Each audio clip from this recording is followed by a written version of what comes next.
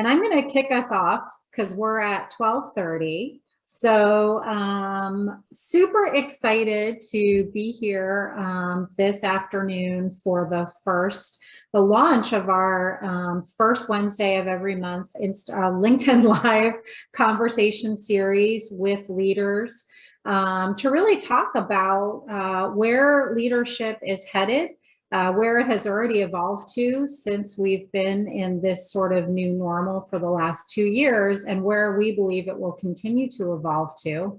And Aurora and myself, on behalf of the Bellatrix Group, are lucky enough to have a network of folks, phenomenal leaders from all different industries, from corporate America, folks who are entrepreneurs and helming their own organizations, people from lots of different backgrounds and ethnicities and genders and identities. And so part of what we will endeavor to do as we move through this series is to really bring a lot of different voices and perspectives to this conversation about leadership. And we couldn't be more excited and thrilled to kick off today with a leader who embodies so much of what we want to talk about throughout this entire series. If you're in the Philadelphia area, I doubt that it's possible that you don't know our first guest. If you've worked in the digital space, if you've worked in the innovation space, if you're an entrepreneur, if you've worked in the agency space, you probably know our good friend Justin Mathews, who is the CEO and founder of Moxie Labs. Justin has a really interesting and phenomenal background. Justin actually sold his first agency right out of college and has been continuing to take leadership roles and really lead from the front from all sorts of different types of environments, both on the corporate side, on the private side. He's a serial entrepreneur, and he's somebody who has really kind of embraced a lot of the, sort of chaos that can come with starting your own business, with going through a lot of life changes while starting a business. I'll let Justin talk about that himself in a little bit. For Justin as a leader, these are things that he's able to lean into. He's got a lot of the skill sets and just the, sort of foundational being of who he is as a person that have helped him to not just navigate, but to actually really lead through a lot of that disruption and change. And so we are super excited, as I said, to have Justin here as our guest today. And Justin, I'd love, maybe you can just do a little bit deeper of an introduction of who you are than I've done for folks who may not know you. Well, Pamela, I think we've known each other a long time, so you've done a great job at that. Hi, everyone. Thanks for being here today. We are super excited about this as well. On our side, I'm Justin, co-founder of Moxie Labs, and we have been in existence about, let's call it 18 to 20 short months already through a global pandemic and a couple other personal things for me, as well as having a child and things like that. So it's been a fun ride here so far, and excited to answer some questions for everybody today, and also honored to be the first one. Right, this is an inaugural event for you guys, so very happy about that too. So.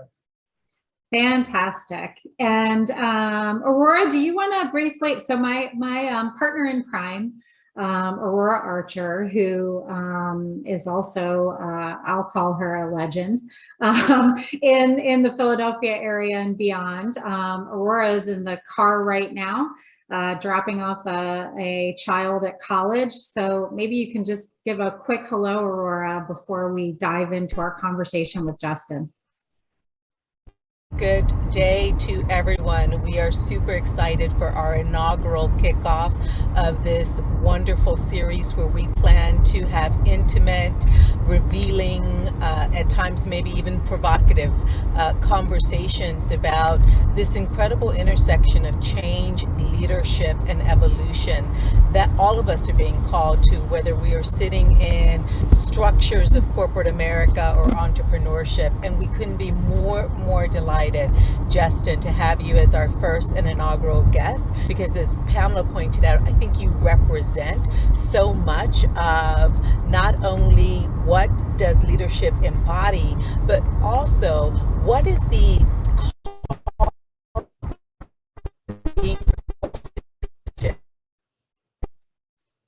changing moment. Aurora is breaking up. And I believe most likely what she is saying is, you know, the calling that this moment kind of brings us all to, right? As we know, you know, returning to work. You and I talked about that a little bit this morning, and just how, you know, we've all lived through quite a bit of tumultuousness. Seems like we may be going back into more politically, you know, everything that's happened with COVID. So many people's lives have changed in the last 2 years. People have moved and done other things. And, you know, I think that that's probably where Aurora was heading, you know, what that all calls you know, upon from us as leaders. And I'm going to have you answer that in a second, Justin, but I want to go back to something Aurora said as kind of a lead in. You know, she used the word revealing. And, you know, because revealing and vulnerable is part of what we believe is required of leaders. You know, we at Bellatrix Group try to model that. And so I'm going to be revealing and vulnerable and saying that it has been very, very difficult to get to this moment between figuring out, you know, how to even be approved to conduct a LinkedIn Live, to then figuring out the integration between LinkedIn Live and Zoom and all the technology. It's been, you know, it's been a little bit of a roller coaster. And I think as we've sat through that process with you, what I've observed is an amount of grace and empathy and ability to roll with the punches and remain calm that I don't think all leaders, you know, necessarily bring to the table. And so I'd love to start there, Justin, and sort of get your perspective, because of course I know a little bit about your philosophy here, but I'd love for you to share with the audience, you know, why you are that way. I know part of it is just who you are as a human, but why you believe that's so important too for leaders to embody those qualities. You know, it's a different world, right? I think that as leaders, we get caught up in the day to day, and it's easy to say, hey, we're working from home, we're away from each other, we're still able to move, and you know, we're in the northeast part of the U.S., which, you know, sometimes is like the center of the world, right? It's always moving, and you know, it's not how my friends are on the West Coast, who, you know, in my opinion, sometimes might have a better work-life balance than some of us over here. You know, we tend to be moving so fast a lot of times that we just forget the compassion and the kindness that we need to hold as leaders, and we forget that, you know, a global pandemic affects everyone a little bit differently, right? Nobody's ever gone through this. Nobody's been through this before. Everyone's going to handle it slightly differently. And, you know, it's like, you know, I don't even know how to explain it, but my wife and I have been watching the show called Ted Lasso a lot lately. And, you know, he's this kind of doofus leader in a lot of ways. But what I love about it is that it's a great show because it just brings optimism. It brings the positivity out as a leader, because he's not really a judgmental person. He's very curious, you know. So instead of judging people for what they have to do because they're, you know, working from home or they got kids running around or whatever it is, in my opinion, it's better to choose the curious route and just ask questions. You know, how can you help? Hey, you know, how old's your kid? What are they into? You know, things like that. Really just understanding the mindset, because I think we're forgetting the fact that, again, if people are dealing with this on their own, you know, and it's the first time they've ever dealt with it, they're going to be coming back to you as different people after the pandemic, right?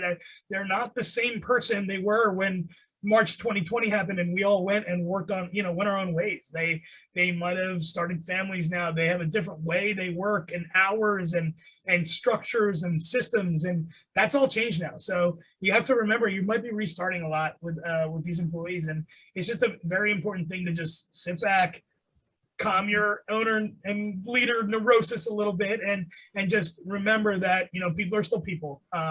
Ask the questions, compassion and kindness first. And yeah, of course, if you've laid things out and it's still not working, you got decisions to make, right? But just remember that they gave you a certain amount of their time and their leadership and their passion also as employees, all because we went to this and things might have changed a little bit and you see some of the changes. Well, they might be struggling on their side too, just like you might be, on your side. So look inside first and then reflect that out.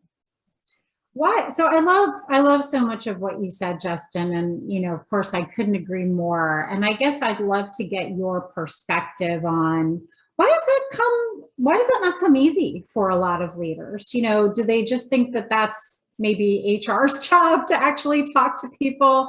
Are they afraid of getting into, emotional conversations? What do you think that is about? Why that has not always really been embraced as sort of a core quality for a leader to have? Yeah, it's number one, it's all of what you said there, all in one thing. But, it's weird to be a leader sometimes, right? There's no, I always tell people, like, are you sure you want to be where you are? Are you sure you want to be up in that area? Because it's kind of lonely. And there are people trying to cut and shoot you off that pedestal as quickly as possible. And at all times, you got to remember, like, nobody else wakes up for you in the morning, and there's tough decisions to make every single day, and the people that you pay, that's a very different set of people than the individuals you might be partners with or be in the C-suite with and things like that. And those people that you're in the trenches with, they're your most important staff, right? They keep you in check. They keep you self-aware of everything going on. And a lot of people don't have the systems around them, right? So if they're on their own, or if they're leading like within a silo, they're just acting on the way that they learned, along the way. So I'm not giving them an excuse, but I'm saying that they might not have the proper training, right? And the proper training is, without the proper training, things like ego, things like really just, I need butts and seats and I need to see people a certain way. Like all of that kind of comes to the forefront versus, literally just understanding that you were in that seat before too. So how did you get up through the ranks? How did you come back? And, putting yourself in their shoes for a moment and literally saying to yourself, okay, cool. Like, I've done this before. It's very familiar to me. Like, let me see if I can give them some advice, right? Let me see if I can help them through a conversation. And let me also let them understand that, hey, it's okay to make mistakes.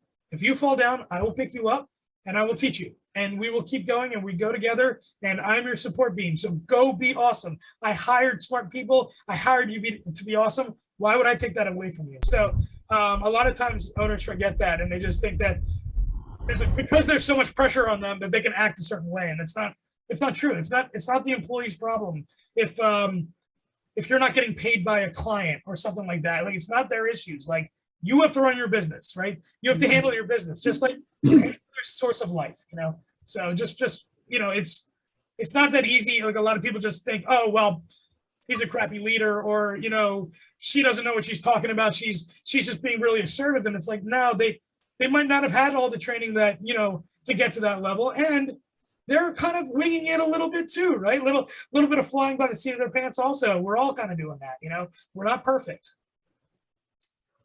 Great points. And you're leading me to be curious about something that I'd love to ask you, which is, as you reflect back over the course of your career, who were the leaders, and I don't mean you need to name names, but, were there leaders who really kind of modeled for you this sort of philosophy?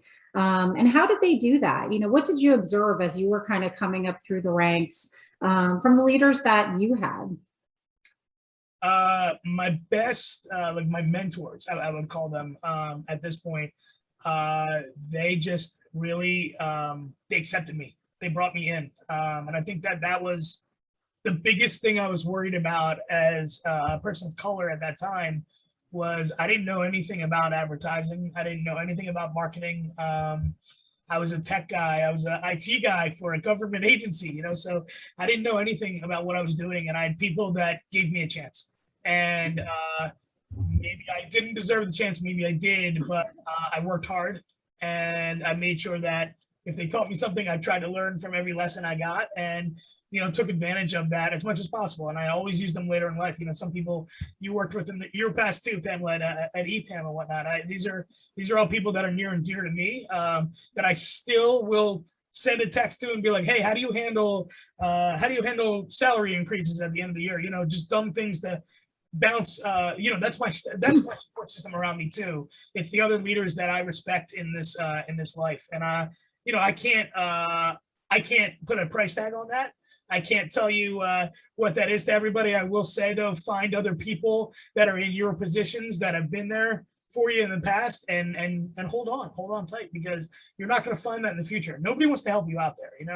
Like I said, there's no glamour to being at the top as much as it seems like there's not. And I think that if you can stick with those people and they give you great advice, and the other part of that is you got there somehow.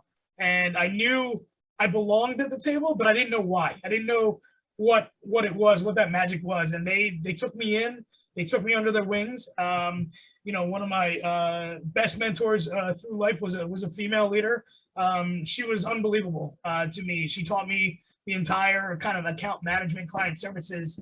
Again, without her, I don't know if I'd be here today. And she's still a close friend. And, we've always bounced ideas off each other, but at the same time, I know what I know. I don't know what I don't know. And you have to be okay with that too. I'm not sitting here and saying, I'm going to know everything. And, I'm going to be the best leader out there. No, part of that is the vulnerability you were talking about, as well as just having some self-understanding and self-awareness of where you are. Like, Moxie Labs is not the biggest agency in Philadelphia, right? One day we want to take over Philadelphia. That's a great goal to have, right? But right now, no, I look up to the other guys that are running this, place, and I want to partner with everyone. I want to learn as much as I can, and our team has really had some strong partnerships because of that. So Justin, kind of staying on this place where you've been, and I see we have a question from the audience, which I'll get to in just a second. I'd love to hear from your perspective as you reflect back and think about the leaders you've reported to, or who've been your peers or your mentors over time. What is the evolution of leadership that you've observed? I kind of threw some things out there that, I think Aurora and I fundamentally believe are being asked of leaders, but would love to hear from your perspective, what evolution you've observed as you were, think about some of the leaders. And I'd also love to even hear, to be a little provocative, what are some of those leadership qualities that maybe are becoming obsolete that may have also been embodied by some of the leaders that you've had? Would just love to hear your reflections there.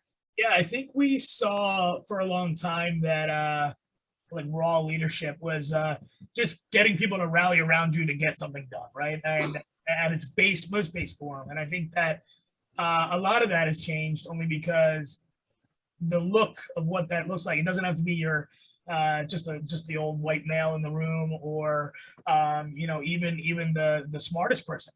Leadership can occur at many different levels of the organization. And I think that again, these are all my personal opinions, of course, but that kind of, I mentioned before, the fake it till you make it approach, a little bit of that goes by the wayside because there's no need to fake it anymore.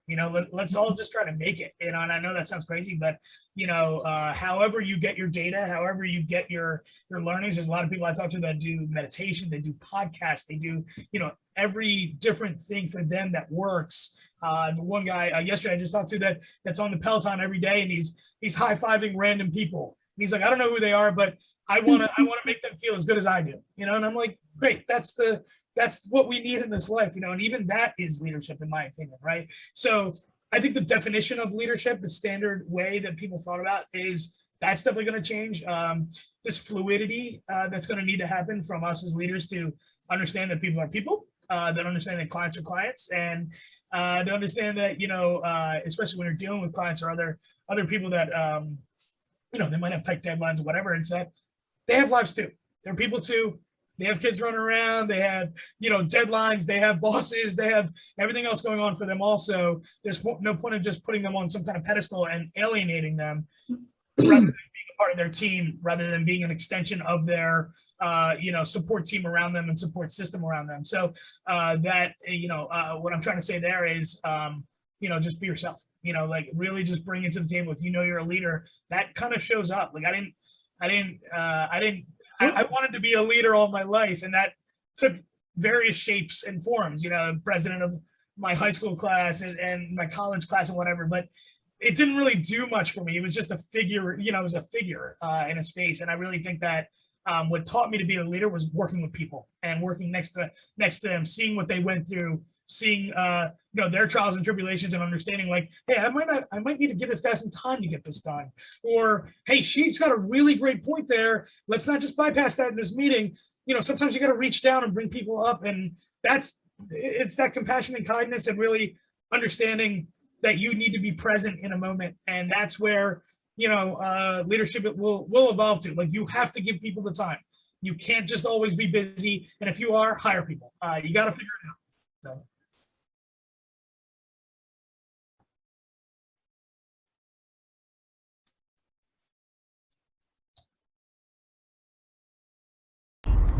So Justin, thank you so much. Such beautiful responses and answers. There's something that comes to mind for me when I think about, you've had the opportunity to have incredible mentors, the female leader that you spoke of, a couple of the other leaders on your pathway.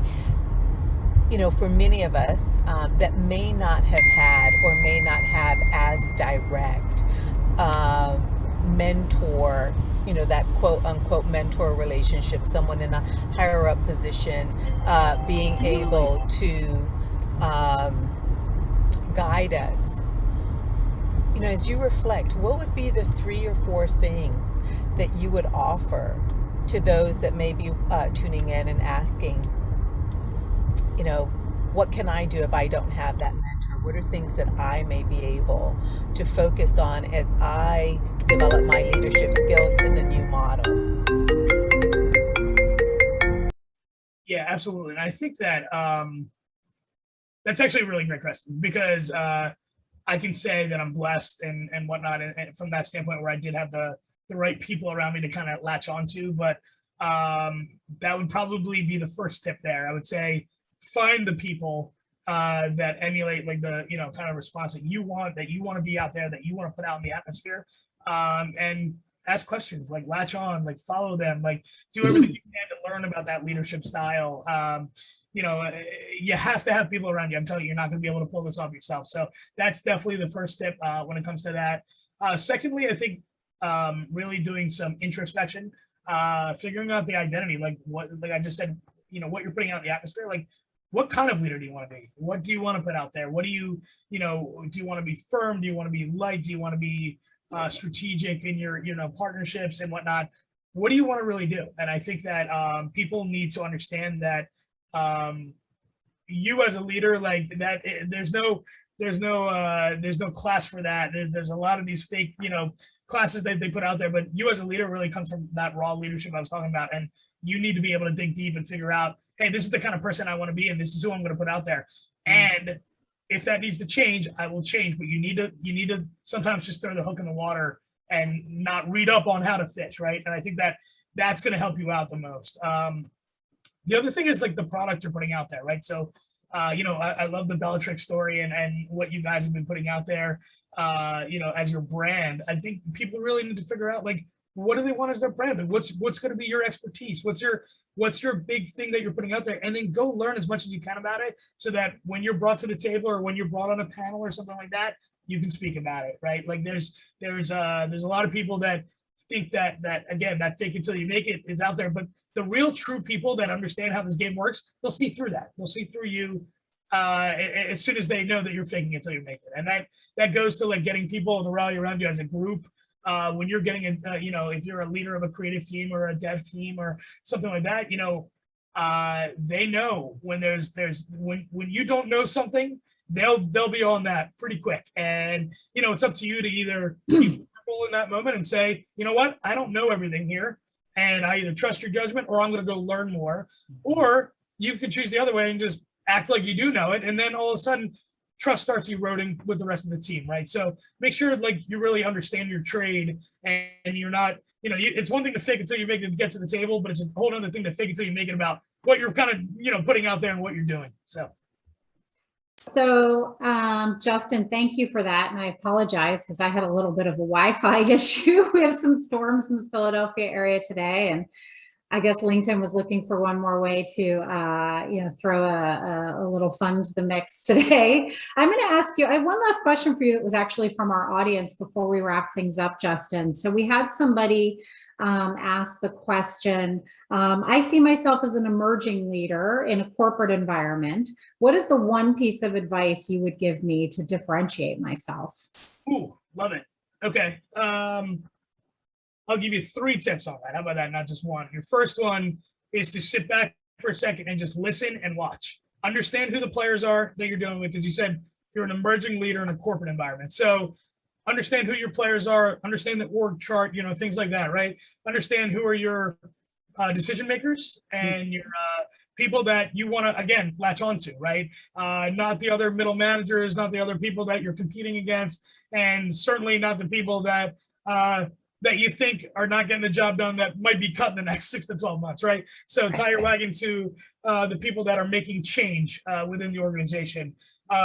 Number 2, keep yourself buttoned up. I know this is going to sound ridiculous, but what I've learned also through this pandemic and things like that is the microscope is on the people, because a lot of the managers and leadership out there, they think, just so you know, as an emerging leader, you might be doing great, but everyone, the way they think right now is that everyone's working from home, everyone's sitting on the couch, they're watching movies, they're having a great time, they're shopping online, and they're doing it all on the company dime, and so just have your stuff buttoned up and make sure you're getting your work done, and make sure that, when there's deadlines or whatever, if you're not going to make it, it's okay. You're over communicating, because you got to remember that not having that, not just the manager over your shoulder, but just being with somebody and being next to somebody, like that's how these things have happened for a long time. They're not used to it either. So they need to be able to trust you on your own. And the only way to really trust you is for you to be getting your stuff done, is for you to be literally commanding a room sometimes and saying, this is what I've done for the day.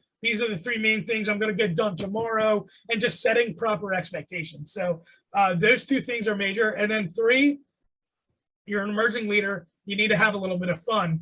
What that means is they're looking at you as an emerging leader to go into another position. There's a lot of people over the years that have come to me and say, I deserve a raise, I deserve this title. And I just go, why? The people that I've given raises to and titles to and have promoted the most are the people that have already acted like they're in that position. They're already doing the work. They're already getting things done. And it's easy for me to make a decision and say, yeah, you should be that title. You should be getting that salary, et cetera. So act like you're already there. Have a little bit of fun along the way, because people want to work for people that, smile every now and then. And, the emerging won't be emerging anymore. You'll be the leader. Forget emerging. Like, it sounds like you're already there. And, I'm always available for questions if you ever needed a mentor along the way. Fantastic. Well, Justin, thank you so much for your, sort of candid and just fascinating and so valuable insights this afternoon. I think, we need to hear more from leaders like yourself who've really, seen it from a lot of different perspectives. And I certainly look at you as not a peer, but really a mentor too. So, once again, couldn't be more thrilled to have you as a friend and a colleague, but also to have you here to launch this series with us. We will be back 1 month from today on Wednesday, October 6th at 12:30. We will, watch this space. We are, as Justin knows, frequent posters on LinkedIn, and we will share our next guest with the audience really soon. And Aurora, I think you also want to share something as we wrap up our session this afternoon. So I just want to say a huge thank you to Justin.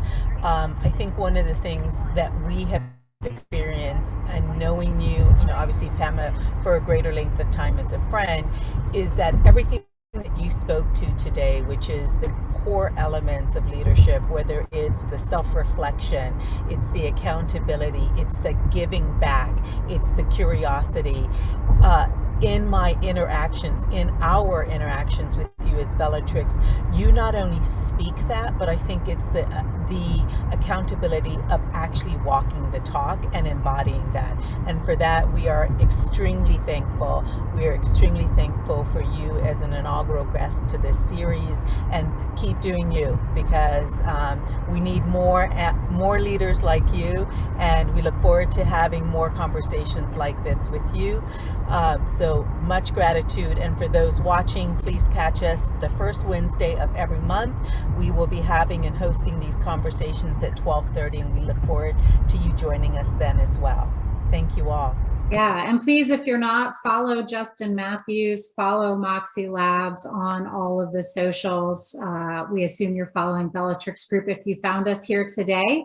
And everybody have a wonderful rest of your Wednesday. Thanks again, Justin. Thanks, everyone. Bye.